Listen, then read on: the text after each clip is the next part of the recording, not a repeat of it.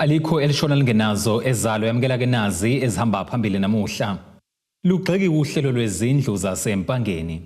Elikamthaniya limi ngomumo ngezivivinyo. Kanti ke ezakamumva ngababulawe ehlokozi. Izindaba ze-1KZNTV uzifundela siyabonga wakaduma nenabezulu elidume esandlwane siyakhuleka. Umnyango wezokuhlaliswa kwabantu kuzwelonke kanye nekomiti lomnyango eParliamente bathi abanelisekile ngokuqhutshwa kohlelo lomkamo wezindlu obizwa nge-Empangeni Mega Housing Project empangeni ke enyakatho nelikamthaniya. Lokhu kuvele njengoba lo mnyango obuhambele le ndawo kulandela ukuphuma umkhankaso wezinsuku ezine wokuhlola ukwakhiwa kwezindlu zikahulumeni esifundazweni KwaZulu-Natal. Kulomkamo kuzokwakhiwa izindlu ezingaphezulu kwa-10,000. Izikhulu zomnyango wezokuhlaliswa kwabantu kuleli zihambele kuyohlola ukwakhiwa kwalezindlu ngoba izikholwa ukuthi kumele ke zilandelele ukusetshenziswa kwemali kahulumeni. Uhlalo wekomiti lomnyango wezokuhlaliswa kwabantu eParliamente uthi abaneme ngosonkontileka kwakha izindlu ngoba akawulandeli umthetho wokwakhiwa kwazo. But having arrived here, you might have heard that members of the committee are not happy with the progress. We are told that the contractor is not fully compliant in terms of NHBRC guidelines. We are also told that there was an instruction from the Department of KZN for the contractor to erect only 3 houses per month. Now, to us, it's not acceptable. Of course, the Department of Human Settlement, KZN, promised that they had some cash flow problems. They are going to review their budget to allow the contractor to do more work so that by December, at least we can have beneficiaries coming in to occupy the houses. Ukubambezeleka ukuphothula ukwakhiwa kwalezindlu kudla imali kanti futhi kubeka kamathuba kuba ke igcekeleke phansi. The longer the project does not get completed, it attracts a lot of things. Some may come and vandalize the project, but it's also costly. And members or beneficiaries, members of the community, can also feel impatient. And they start doing what is not called for. So we just called upon the department, both national and provincial, working together with the municipality, the city, to make sure that they pay attention to the project. Sekela ngqongqoshe umnyango wezokuhlaliswa kwabantu kuleli uthanda imambe ehlala uthi kumele ke labo sonkontileka abasuke beqokelwe ukuba ke bakhe izindlu zahulumeni bewulandela umthetho. What I think I am agreeing with the portfolio committee on is that as much as we are required to empower people, empower society, empower youth, empower women.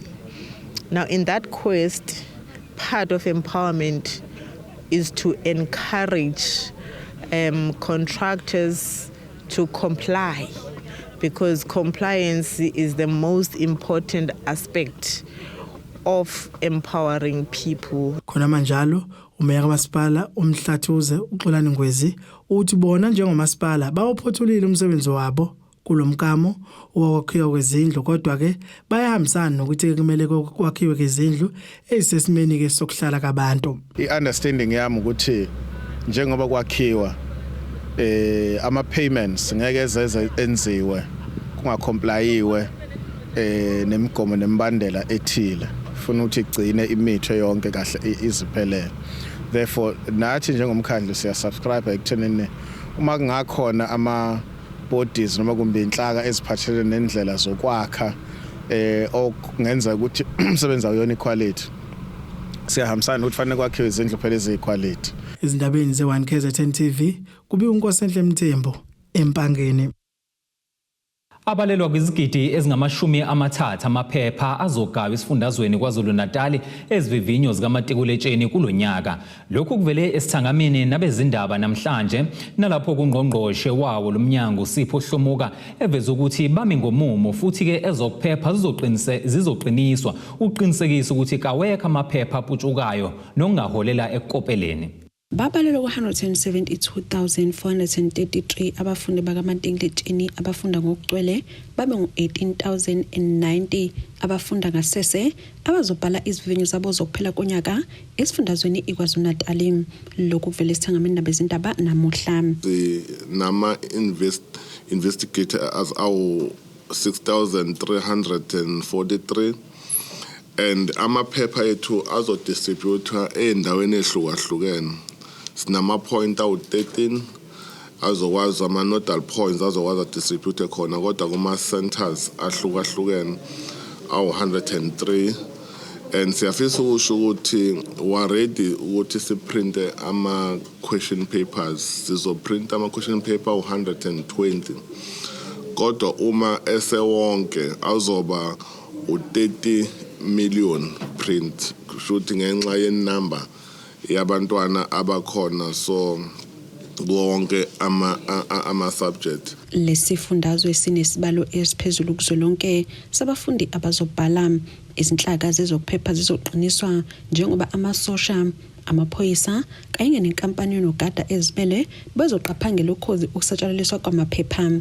Lesifundazwe sithi ke kasiyimisele ukuthola ngaphansi kwa-90% uma sekuphuma imiphumela, kanti kuvele ukuthi ke izikole lezo ezakhahlanzwa izikhukhula nazo zibhekelelwe.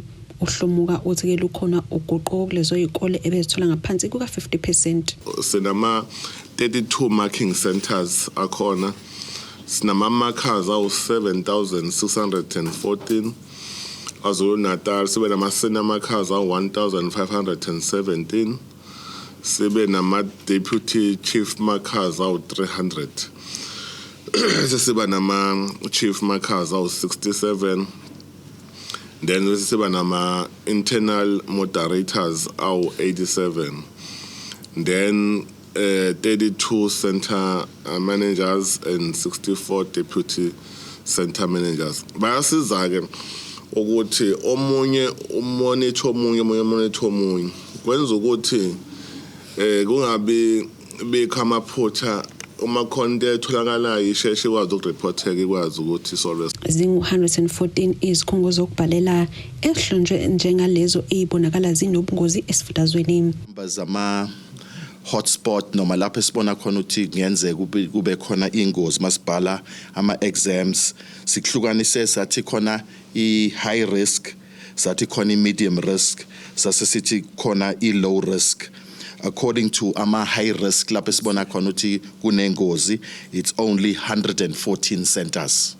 Lezi indawo ziyonke indawo kuma district ne district ivamsa ukusitshela ukuthi mangaki enazo ungathola ukuthi mhlambe Pinetown awu 3 eMlaza awu 10. Kunxuswe ukuba lezi vivinyo zingaphazanyiswa ngembhikisho nokunye kanti neziboshwa emajele zikulungele ukubhala.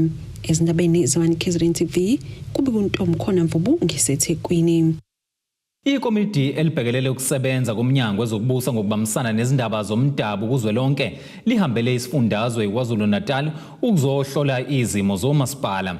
Namhlanje leli komiti belisemsunduzi nalapho liqalela bamba khona umhlangano nobuholi bamasipala kanye ke nomnyango wesifundazwe. Uhlalwa leli komiti uDkt Ziwupomu utho kwamanje basathole ukuthi inkinga yamanzi ihamba phambili komasipala abaningi kanti nodaba lokusebenza komsunduzi beluphezulu okubalwa ke ukumiswa kwesikhulu esiphezulu uLulamile Mapholoba. Ungqongqoshe womnyango wezokubusa ngokubambisana nezindaba zomdabu kwaZulu-Natal uthi umbiko abawuthule ngaphambi kwekomiti lalomnyango lePhalamende likazwelonke utshengisa uzinzo kumasipala wasemsunduzi. Sikwazile namhlanje ukwethula umbiko ukuthi kukhona ushintsho olukhona, lukhona uzinzo olubonakalayo nenqubekela phambili ebonakalayo kulo masipala. Yize zisekhona ingqinamba kuneyindawo eziningi lapha engenagesi lapha emsunduzi njengakoswapho, kuneyindawo engawacosha amanzi. Umasipala ke uqhamuke nezindlela ezibonakalayo nezicacile ukuthi abantu bazocosha kanjani ugesi, bazocosha kanjani amanzi. Usihlalo waleli komiti uDkt Ziwupomu uthi bagculisekile ngombiko womasipala umsunduzi kanjalo nobomnyango yize kukhona izimpendulo esazolandela ngemumva njengokumisa kwesikhulu esiphezulu kulomasipala uLulamile Mapholoba. Kanti eminye imibuzo amalungu ekomiti ayiphakamisile uxhaso leqembu lebhola eRoyal AM. Owayephethe bamkhiphile bamisa ngezathu ezithile besabuzisa ukuthi izathu ezokwenza zakhishwe iziphi.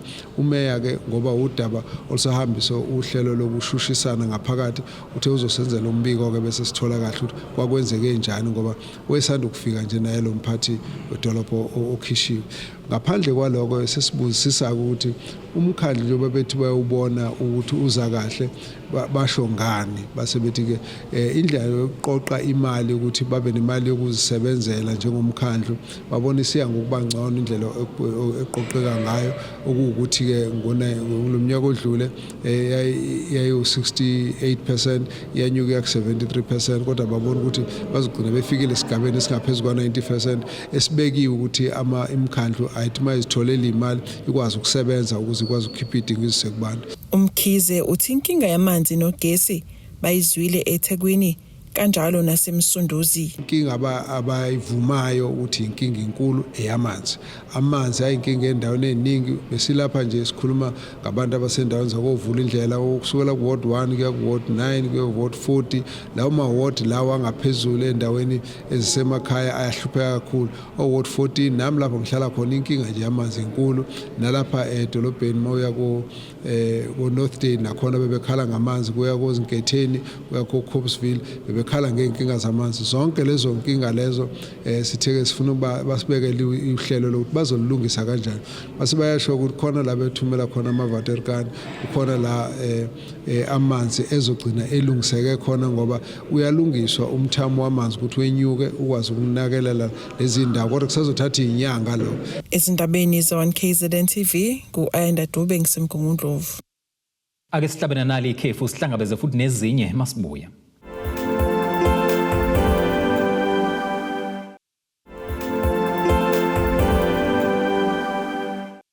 Asikubingelele siphinde sikwamukele mekukuthi ke usanda kubukela izindaba zethu nazi izihloko ezihamba phambili namhlanje. Lugxeki uhlelo lwezindlu zasempangeni. Elikamthaniya limi ngomumo ngezivivinyo. Kanti ke ezakamumva ngababulawe ehlokozi.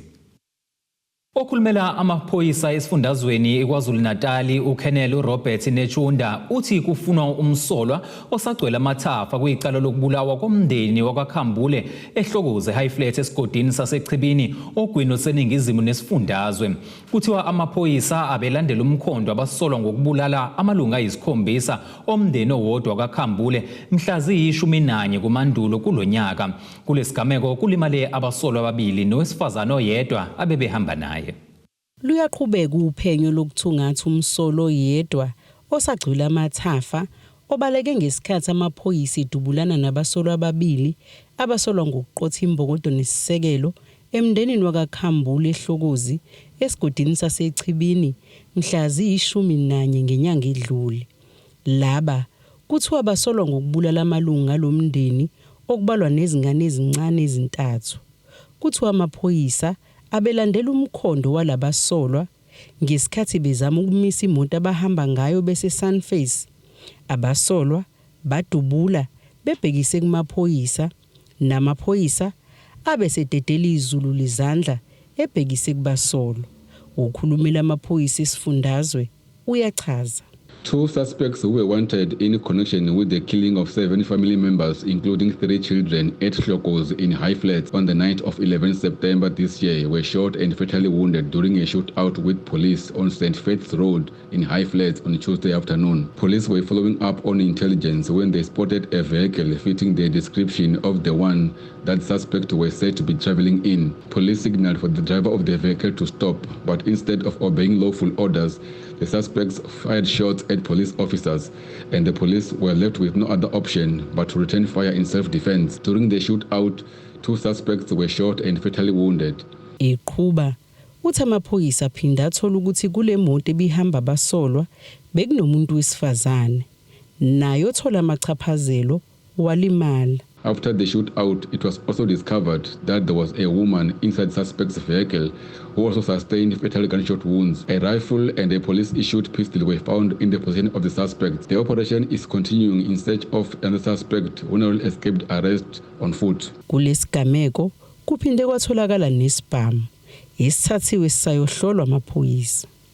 Lo mbiko benuwethulelo zamando sicele wezindaba ze-1KZNTV. Imeya kumasipala umvoti uGabriel Malembe uthi uhlelo lwamathuba emisebenzi lwama-EPWP banethemba lokuthi luzoletha ushintsho emndenini eminingi luxoshe nekati eziko. Lolu hlelo ke liqashe abantu abangama-330 kanti ke luzothatha unyaka owodwa. Lolu hlelo lwamathuba emisebenzi lungaphansi komnyango wezemisebenzi umphakathi kulesi sifundazwe kanti kwimali bekhishwe umnyango lomasipala uphinde wengeza ngeyawo imali ukuze kunyuke isibalo sabantu abaqashiwe. Uhlelo luxhaswe uPublic Works ukuba lusebenze la kodwa ke inani owawusiphelo nasalibuka njengomvoti ukuthi lwaba lincane kakhulu masibuka imali sasisithi asithathe le mali abasiphe yona sizama ukubahlangabeza nathi njengomvoti sibadablishe ukuze sikwazi ukuthola abantwana ababalelwa ku330 abazohlomula la behlangane nabazali. Kuyasetshenzwa nje wonke umuntu kodwa ke siqikelelile futhi ukuthi abantu abasebenzayo asibheke iyouth kakhulu nabantu besimame abaswele emakhaya labesithi abathatha intweni abatholele lithuba. Abahlomlile bathi leli thuba lizoletha ushintsho ezimpelweni zabo. Njengamanje sengitholile ushintsho sengiyakwazi ukubeka idlosa nasekhaya. Mina ngibhekelela ikhaya abazali sebashona. Sengondla ingane zasekhaya ezo5 engasala nazo neyame yodwa. Njengamanje nje ngibona kuseyithuba right elisavelile futhi ngesifiso sami bengifisa ukuthi nje abantu abasebenza besifundise imisebenzi yamathuba ukuthi makuphela sikwazi ukuyisebenza thina. Siyabonga.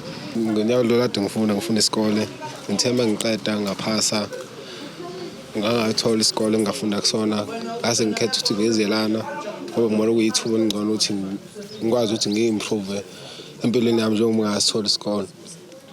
Lena sasizakala kakhulu ngoba kuningi esikwenzayo ngale mali lena ngiseyintsha thina kakhulukazi sabheka into eningi empilweni sakwazi ukuthi sisebenzise into right njengokuthi nisisave sikwazi ukuthi sithole senze mhlawumbe ibusiness esethile engasifayela imali ngisebancane ukuze sikwazi ukuthi si-improve empilweni siye phambili. uMalembe uthulusha losithuthukise ngalesikhathi lisakwazi ukuthola imiholo. Phinde futhi sabaqwashisa ukuthi laba bangenile njengoba sazi ukuthi uhlelo lonyaka phela abathathelele ithuba belisebenzise ngokuthi bezithuthukise bona bekwazi ukuthi bebuke ukuthi njengoba bengenile nje for an example ungene engenayo i-security engenayo i-driver's license ungene engenayo noma yini noma i-computer abasebenzise lokhu ukuthi bezithuthukise ngale nkecana abayitholayo kanyanga zonke bekwazi ukuthi makuphela lo nyaka ngoba unyaka bebe sebehlomlile ngoba unyaka ozayo sobe futhi sesi thatha abanye futhi sirecruiter abanye ngokulandelana kanjalo ngoba bangu330 abantu abaqashiwe kanti imali ezosebenza ingaphezulu ka4 million. Lolu hlelo lona luzothatha unyaka owodwa. Kudeba Hospice wezindaba ze-1KZNTV uJanet 261 ngisemvoti. Kwamukelwe ngenkulu inhlokomo oza kwabafundisa nabo esikoleni samabanga aphansi Mzingazi Primary School uthisha onqobe indondo emkhakheni we-Excellent in Primary Teaching kumcimbi ke wezindondo womnyango wezemfundo kuzwelonke waminyaka yonke we-National Teachers Award for Excellence. Lo mcimbi wezindondo ubuse-Boksburg eGoli. Lo mcimbi wezindondo waminyaka yonke we-National Teachers Award kuhloswe ngawo ukuhlonipha kothisha abenza kahle eminyango wezemfundo ezweni lonke. Kulonyaka ububanjwa kehlandla lama-24 ubonisa amaphumulo uphume phambili kuzona zonke izifundazwe wanqoba indondo ye-Excellent Primary Teaching. Wamukelwe ngenhloko moza kwabesikoleni afundisa kuseMzingazi Primary School. Umaphumulo uthi ukunqoba kwakhe kuququzelwa ke ukusebenza ngokubambisana. Engathi ngikwenzile akukho okuningi kodwa i-teamwork la esikoleni siyasebenzisana akekho obukela omunye okunye parental involvement involve kakhulu abazali emsebenzini esiwenzayo mhlawumbe okunye ngathi it's dedication emsebenzini esiwenzayo siyayinikela singothisha and isupport esitholayo kubazali inkulu kakhulu nesitholayo ema-office ngaphakathi esikoleni nesitholayo even in the district level and ngifuna ukuthi ngikubalule ukuthi njengoba ngila kunomuntu obesemva kwami obengisiza kakhulu ukhona la ngaphakathi oku-Mr. Tabogina osebenza i-district office bese kuba abanye abahloli umama uHlongwane kube nomama uMrs Mnqayi okubena kade ngilekelela kakhulu kulolu hambo bese kuba umama uMpungoso kuyena futhi nakade ngilekelela kakhulu kulolu hambo. Unqoba kwakhe le ndondo utholeka imoto kanye nenqwaba izinsiza kusebenza uthi ukunqoba kwakhe kuzoletha kushintsho empilweni yakhe. Luningi ushintsho ezozanalo nanokuthi mningi iminyango evulekile ngenxa yale award le isho likhulu mina ngijabule kakhulu and ngifisa ukubonga nabazali because kukho konke bebengisupporta bengihamba uthola ukuthi ngiyahamba ngihamba 3 days wonke ngiyibhizi nalomsebenzi bebengisupporta kakhulu ngifisa ukubabonga. Umnyango wezemfundo esifundeni iKingcetshwayo ubongele kakhulu uMaphumulo bese unxusa kuba ke nabonye uthisha abangenele ke lo mcimbi wezindondo. Siyabancenga esikhathi esiningi kanti akufanele ngabe sihambe sibacela kufanele ngabe wonke umuntu uyaparticipate ngoba hayi ukuthi umuntu uzenzela yena aze ayoqeda siyamnikeza usizo oluqhamukayo aze ayophuma phezulu so akekho umuntu ovimbiwe ukuthi angaba ingxenye yalama awards. Uthisha nhloko wesikole uncomeke ukusebenza ngokuzikhandla kukaMiss Boniswa Maphumulo. Njengoba sisebenza umuntu ozimiselayo a very focused someone, a very dedicated someone and a very committed someone. So inspiration esikoleni because sonke siyabukela kuyena othisha bonke bebemsupporta as a team ebesebenza nayo. Okungukuthi ke usewuthatha umzingazo obeka kubalazwe ngempumelelo. Siyanxusa ke nakwabanye othisha ukuthi lento akube imotivation kubona ukuba uma kukhona omunye uthisha okulevel efanayo neyabo esikoleni esisodwa emakhaya okwazi ukwenza izinto ezinkulu kangaka sonke singakwenza ngokubambisana. Ezindabeni ze1KZN TV kubuya uNkosenhle Mthembu eMzingazi. Ake siphinde futhi sihlabena nali ikhefu siyabuya nezinye masibuye.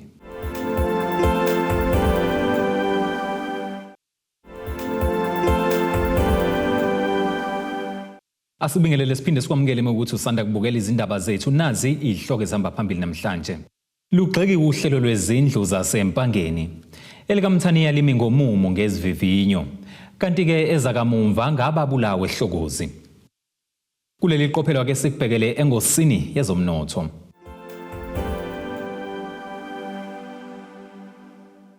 Irandi lakuleli li-17.59 maliqhathaniswa nedola laseMelika libe u-19.21 maliqhathaniswa ne-euro lase-Europe liphinde libe u-23 maliqhathaniswa nopondo waseBrithane. Igolide ke lona lingu-$2,611.66 i-ounce kuthuwelo ngahluziwe ube u-$77.18 umphongolo.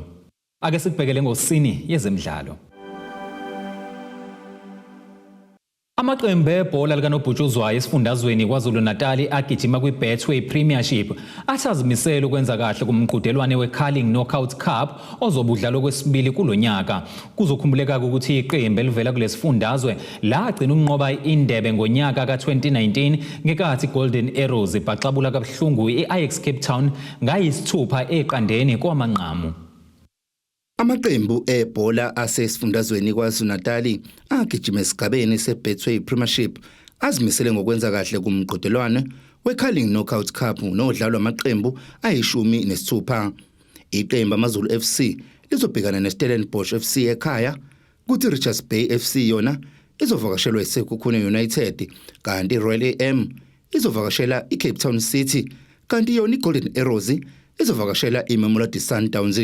Kuzokhumuleka ukuthi kwagcina ngonyaka 2009 ukubona iqembu lakulesifundazwe linqoba indebe nalapha iGolden Arrows yabhaxabula kabuhlungu i-Ajax Cape Town ngamagoli ayisithupha eqandeni. We happy that we drawn Sekhukhune and is our home ground.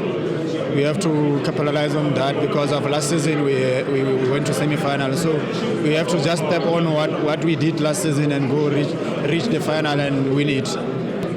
It's about the draw, a very, very good draw. Going to be a very tough game. Stellenbosch is a very good team. Much respect for them. They've been doing really well. So it won't be an easy game, but it's going to be a nice challenge. It's always nice to play games like this. It's challenging. It's good. I think it's a great opportunity to play against Sundowns, especially in the first game, where from the start you need to work hard, you need to plan properly, you need to look forward to these kind of matches because you know in your heart what it means if you win against Sundowns. This is another opportunity. It's a new season, it's a new opportunity where we need to step in and change things around. Abalandeli kanjalo nabadlali babekelwe izizumbulu zemali abangaziwina ngokusho kwabakakhalengi. Siyaziqhenya ngempela ngawo wonke umsebenzi esiwenzayo ikakhulukazi ukuthi sibeke ama-champion fans ethu phambili. Kulonyaka sizophinde futhi sizoletha ugesi, sizofaka ugesi. Sisaqhubeka futhi ukuthi uyakwazi ukuvota njenga ama-fans ukuthi uvotele umdlali odlalayo ku-PSL kunaliliphi iqembi kulamaqembu awu-16 ukuthi abe part of i-Culling All Stars ezobidlala ngomhla ka-21 kuDisemba e-Orlando Stadium. Kanjalo namanye amaqembu amakhulu afana ne-Kaizer Chiefs, Orlando Pirates aveze ukuthi afuna ukwenza kahle kulomqhudelwano nowagcina unqotshwe iStellenbosch FC ihlula iTS Galaxy ekhahlelwa ama-penalty. Each and every game we play, whether it's cup or league game, I know it's just go out and do your best, you know, and approach every game like it's a final, especially as a cup game because you know you get one chance. And like we saw last season, now we went out in the first round, so it wasn't good for us. And I think this season, this time around, we're looking to go all the way. So I think it's for us to take each round, each game as a final, you know, and hopefully we can go all the way. Thina sihlonipha yonke team esidlala nayo, and I think iMagesi team now with no exception. Sijabulile ukuthi sithole idraw yasekhaya. And sifuna ukuqhubeka sibuild from M10 because yona trophy esinganayo iCulling, so sifuna ukuyifightela. Eminye imidlalo imi kanjena. iDowns izobhekana neArrows, iPirates ibhekane neMagesi FC, kuthi iKaizer Chiefs ibhekane neSuperSport United. Kanti iPremier Soccer League kulendele ukuthi ikhiphe izinsuku nezinkundla okuzodlala kuzo lo mqhudelwano. Ezindabeni ze1KZN TV kubikuthi abantu maphumulo esentini. Asikubhekele isimo sezulu esingalindeleka.